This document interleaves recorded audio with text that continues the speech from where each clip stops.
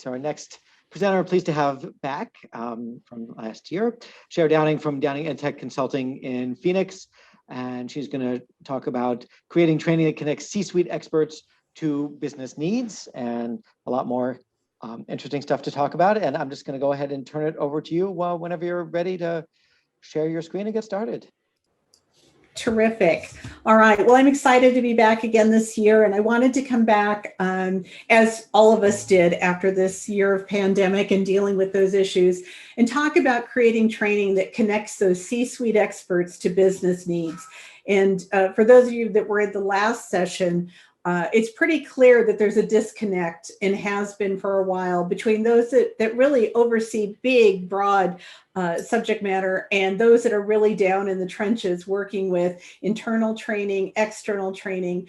And so we're going to talk a little bit about that today, but we're also going to touch a little bit on those of you that are considering or maybe have the option to change roles, either within where you're at or are thinking of leaving and doing something different, and applying some of that expertise and taking it with you as you move forward. So we're really looking at engagement and innovation for everybody. And this last year taught us a lot of things. Right now, we're all talking about returning to the new normal, which is, kind of a funny phrase, but many offices are going back. So they're going to be back, on site and sitting among each other again. But a lot of companies are looking at hybrid and remote work environments. Even some universities are talking about doing that through January of next year, or even through the entire academic year. And so what we suddenly learned was that the training and the innovation and everything that we thought was in existence really kind of hit a wall when we sent everybody home to work. It was very, very difficult for people to take that flat one-dimensional learning and quickly push it into an online environment. And so I call it a virtual mentality that each of us now have. And the virtual mentality is everything I do is online. I was suddenly forced into an area, as all of you were, where I could have my groceries delivered, my dinner delivered, I could order products, I could do everything online. There was no need for me to really pick up a phone and call anyone. There was really no need for me to go anywhere. Everything was suddenly a click away, either through an app or through a website. And so that virtual mentality now, after a year of doing that, has become how I think and how I approach things. We're particularly seeing this in young children in K through 12, who now suddenly are so used to being online, they're a little reluctant to be back in a classroom because it seems kind of boring to them. So we're all used to this now. We're all thinking in this way. We're all used to working and producing. Many people produced even higher levels because of working from home and not having all the disruptions. So it's just a change. So our new normal is also psychological and behavioral. There's a real difference in how we're going to approach things. So I talk about pandemic for impact to companies and small businesses. Again, you'll see in the pictures here, we did everything live. We did meetings, we did webinars. We created some quick down and dirty learning and maybe moved it over. Maybe there were training aspects from HR that needed to be covered that we did. It gave us an opportunity to, one, evaluate what we'd currently done before, to think about how we could push those things forward, and also to get innovative. How can we do things differently? It also gave us the opportunity as companies and small businesses, and even in education, to become global in the market. Suddenly, we were able to reach out and talk to people, provide services, provide products in areas that probably we may not have ever crossed initially.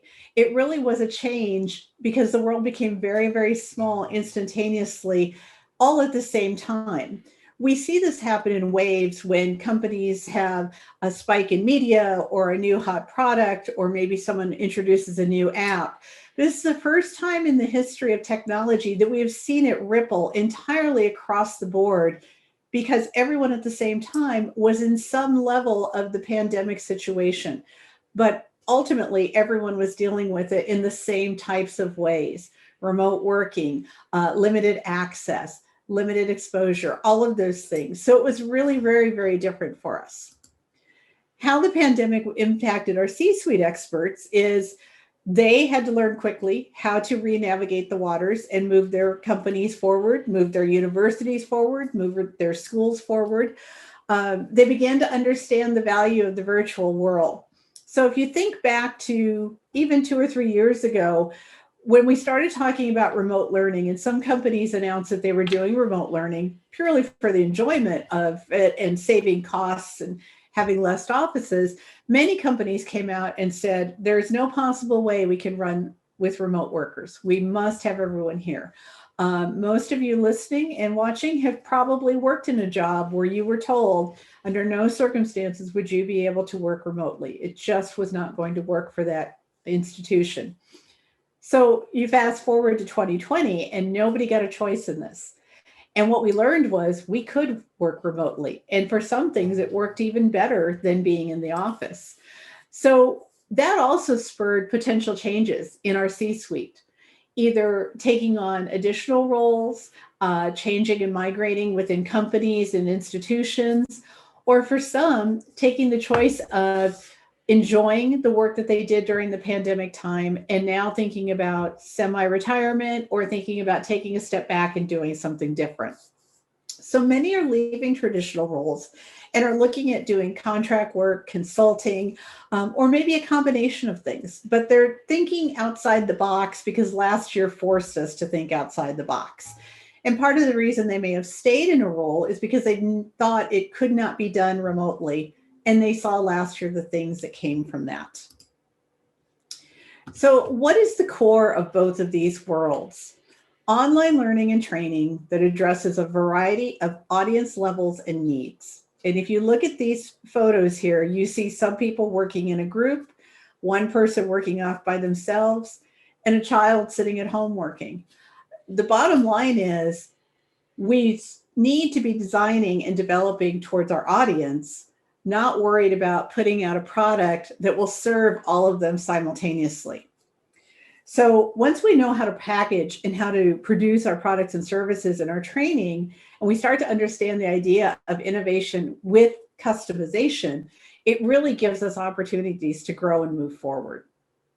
So if you think about instructional design and technology, many of you work with instructional designers, many of you understand that there are instructional design needs. All of us have been using these products from instructional design, from basic content and curriculum design for quite a while now. And the reason we're doing it and not realizing it is because it's part of the social media landscape. So when you look here and you see the areas that are really key for us, which are LinkedIn, Instagram, Facebook, these are all things where we have engagement. And if you look in the lower right-hand corner, you'll see we have the option to respond to people. We can clap, we can put a thumbs up, we can put a heart if we're really feeling like it's something that resonates with us. That is our term of engagement now. That is how we feel part of the conversation, part of the event, part of what is going on in our world globally, even when we're not there on site. And so again, we go back to the theory of we've spent an entire year where this has been our level of engagement with people. We've been on Zoom, we've been talking on LinkedIn, we've been having conversations on Facebook, we've been sharing photos on Instagram. And so that engagement needs to roll over into your product process.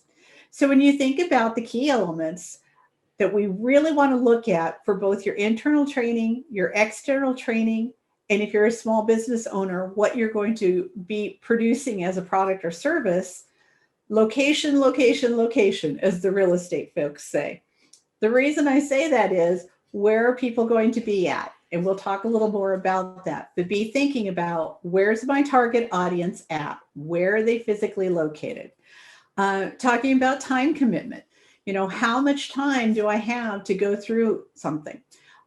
We talk about the average learning cycle, and the average attention span right now is about 7 minutes.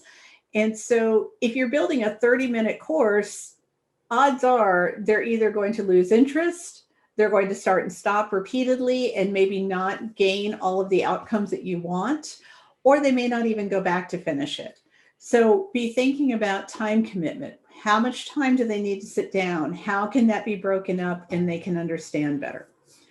Stimulation and interest. We all know things that have pictures like this, things that are pictures of things that we recognize, always stimulate our interest more. One of the things I love about these photos is that people will honestly try to read, and some of you may be doing that, what is on those screens in the pictures. We have an innate curiosity. So when I look at this picture from LinkedIn, which I just grabbed as a snapshot, but then I look closer to see, well, what are the news? Well, how many are in the network? Who's being followed? It's just natural for us to go and look at that. That's what attracts us. The value in what we're doing. So I don't just want to push things out to you so you learn. I want you to have value out of them. I want you to feel like this is something that you really needed. It made a difference in how you worked or how you did something, your experience that you had with it. It's always important as you're designing and building things that you're thinking about the end value. It's not enough to say, we know everyone needs to learn one particular topic, and our goal is just to make sure they all learn it, because that's not really enough. Many of us, and if you think back, have learned something for the sake of passing an exam or for getting a certification, and then we instantly lose that content in our head. We move forward and we really don't think about it anymore. And the reason for that is because we weren't really stimulated and interested in learning it. It was a means to an end, and we did that. And again, engagement. We want people engaged. We want people excited about what they're learning about, what they're seeing. And learning can be a variety of things. It can be a course, it can be training, it could be learning more about your business. But if you have someone going through your website thinking of hiring you, thinking of hiring your company, thinking of ordering a product from you, you want them to enjoy the experience. So how does this transfer if you want to own your own business or start a new business? So if you're on here and you're starting to have that idea of thinking and leaving after the pandemic and going and doing something different, you can take your knowledge and expertise forward. You are what we call a subject matter expert or an SME, but you want to take what you're doing and that value forward, and you still want to pair up with someone that can help you transpose that value out to your audience. So we talk about hiring trained professionals. You can hire freelancers, contractors. You can hire a full-time instructional designer if you want, media, video people. Anything that you need in this day and age is available, and they are working remotely just like you are. But you don't want to just hire for the sake of putting things out for one time. You want to think about your audience. You want to think about what it is that you're building and who's going to be reciprocating that information. So we're going to go through a few slides of visuals, and I want you to just take a look at this. This slide is about learner identification. So we're talking about engagement. So let's say this page was about my coaching services as a one-on-one coach. The beauty of this is that black and white photos tend to be more elegant. You tend to feel a softer feel for it. An individual photo for each person makes you feel like it's a one-on-one situation. You look at these people and they're happy. One person is even laughing. So think about it. When you look at this, which picture of these three do you identify with?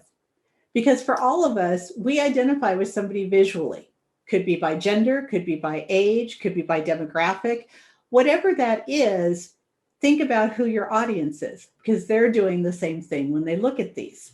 And that's how they're going to engage with you. When they look at something and they instantly feel a connectivity with your product or your service, your company or your institution, that's what's going to draw them.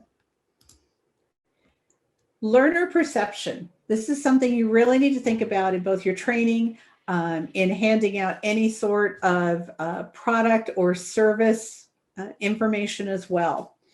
So when you look at these four pictures, instantly you think high action, risk taking, things that are really unique and unusual to do, maybe on a bucket list. If you are a middle-aged person, you may look at these pictures and think, wow, too high risk, insurance issues. No one in these pictures is middle-aged, so probably not something I do. If your messaging is saying, come join us, we're on a beach, relax. None of these pictures are relaxing. They're all very anxiety driving. They're intense. They're about the extreme. So you have to understand that's your learner's perception in an instant. So if my messaging on this page is, we want you to come and relax and enjoy, that's not the message that's going to be coming through to them, because these are the visuals that they're seeing. And our brain instantly tracks and identifies all 4 of these pictures very rapidly without even consciously thinking about it. A good example is the picture with the red glove. If you're someone that doesn't like heights, your brain in an instant immediately acknowledges that that's a very high level photo. You're jumping out of a plane. It's risk aversive. It's not something I'd want to do because I may have a fear of heights. So that becomes your whole focal point, and you miss the messaging that goes on for everything else. So think about your learner perception at all times, because that is key for what they're doing. We talked a little bit about, where your learners are at. This is really important, and particularly now in the world that we live in. When you're designing training and when you're designing pieces that go out, again, think about your audience. So if you're offering remote training for people and they're going to sit in a crowded room to do it, maybe they have open desk concept, there's not walls, perhaps they're trying to do it at work at their desk with headsets. You don't want a lot of noise. You don't want a lot of overview music, things that are going to be distracting to them. You want them to clearly listen to the message in the training and the product that's being offered. If you're doing it one-on-one, you want to be able to have more things that make it stimulating, that make it interesting, so that that person is not getting bored just sitting, listening and watching things, but is really feeling immersed in part of the experience. If you're doing group training, the picture in the top right is a good example of that. If all of those people were doing an individual training on their laptops, the first question would be, why are we all in the same room? And I've seen this happen before. It happens a lot in higher ed institutions, where our perception is if we bring everybody together, it'll be easier to train. But then we set up training. We don't change the training that we've set up. Our training was for one-on-one individuals prior. All we do is move everybody into a room and still have them do it one-on-one. So we lose something. We lose the group concept. We lose the interaction. We lose the ability to work in teams. So think through that. If you have a product that is one-on-one, how can you change that to fit the group need? And finally, think remote. We assume if you're working remote, you're working from home. Some people pick up their laptop and go work at the coffee shop nearby. Others will go to a library. Some people will, travel maybe on vacation, but they're still working while they're traveling.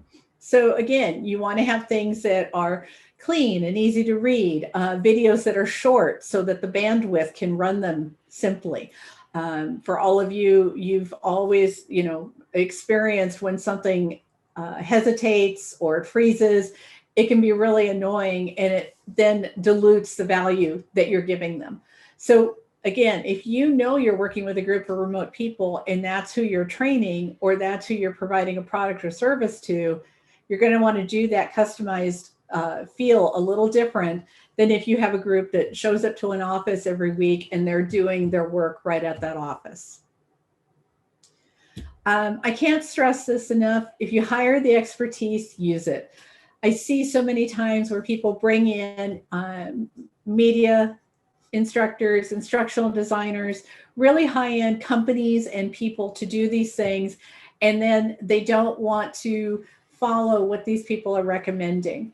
One of the things that you learn when you work with these type of individuals is that they're used to dealing with this type of audience in this type of medium. So they recognize the pitfalls, they recognize what works well, they recognize what people want to be doing and want to enjoy.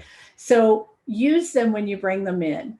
Use your subject matter experts, whether that's you or someone in your company or someone that you're going to work with, to get that content, get that expertise and knowledge, but let those other individuals package it. It really will make a difference for you. And these people can also help you with things like your content layout.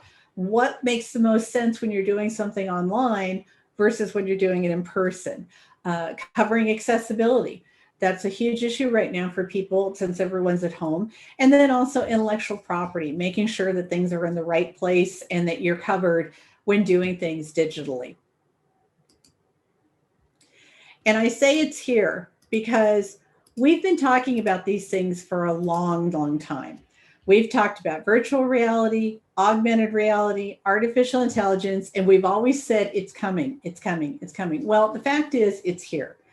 Virtual reality we see in games, writing your own stories. Augmented reality we're using for medical purposes, so people are learning to do surgeries without having to use cadavers. Driver-free cars. If you live in a major city, you've probably seen those around as they're testing those now and starting to get used to those. And overall artificial intelligence, the learning and the problem-solving piece.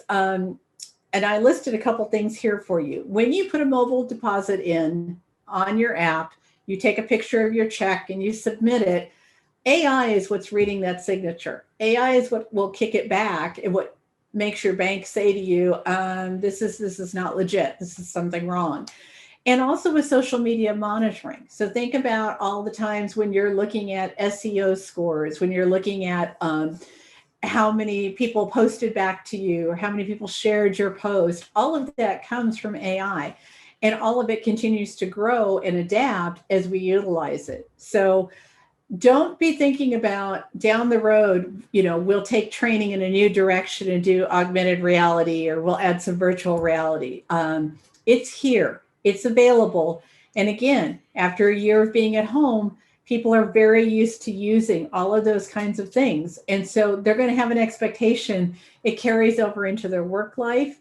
If they're working with you as a small business, they're going to have an expectation that your business has that opportunity.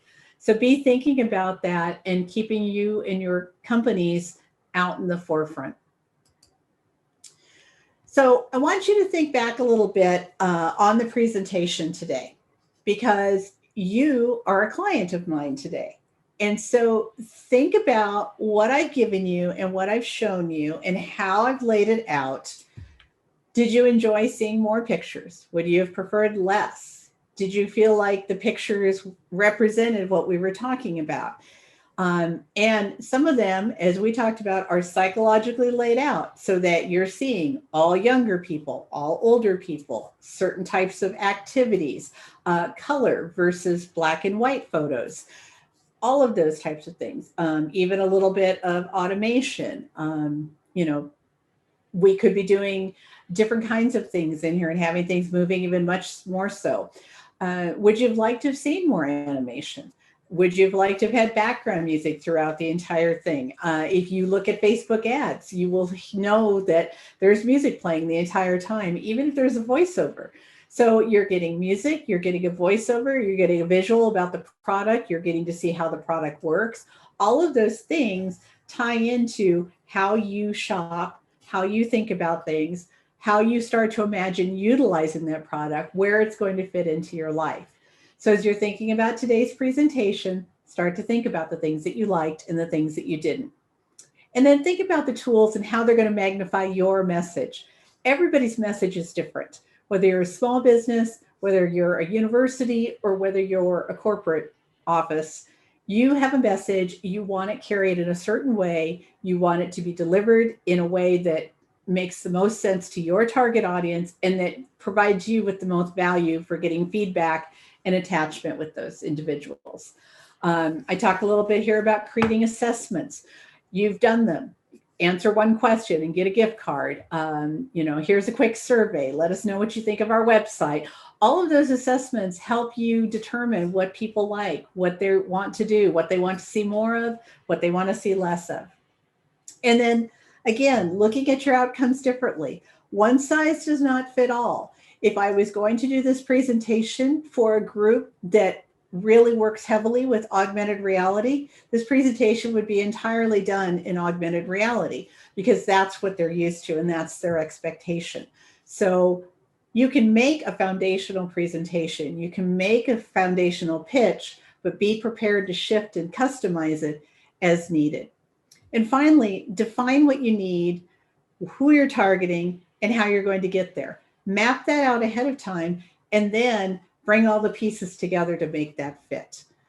And lastly, remember that your ideas matter. If you watch something, if you look at something and you think, oh, that's not the right picture, or I wouldn't have used that, I don't like that color, your gut is still a great reactor to what your audience is looking for.